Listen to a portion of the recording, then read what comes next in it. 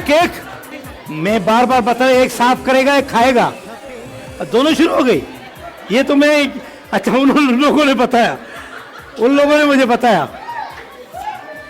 अब मसला ये है दूसरे केक कहां से आए। अब लेने जाएगा तो 1 घंटा हो जाएगा भाई। अभी मसला ये है कि जिनकी एलईडी है वो भी इधर ही है, वो कह रहे हैं, उनको आपने समझाया फिर भी दोनों शुरू हो गई। इस हवाले से तो जीत ये जाते हैं। अभी एक और मसला है, हमारी तरफ से भी ये था कि ये भाई बाहर से आए मेहमान हैं, हम इनको दे, लेकिन ये खुद गवाह बैठे हैं। तो भाई अभी आप बताएं किसको देनी चाहिए। ये भाई इसकी तरफ आती है। भाई आपको मुबारक हो, आप लोगों को मुबारक हो।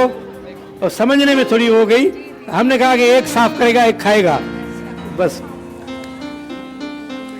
भाई यूनिक बैटरी वालों को गिफ्ट लाएं, एक एडोर का भी लाएं, बाहर से मेहमान आए हैं, और एक इनका लाएं, ये नोनियाल का एडोर दे दे।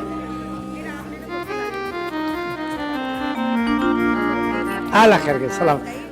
भाई आपको मुबारक हो, तिब्बत सिलो की एलईडी क्रीम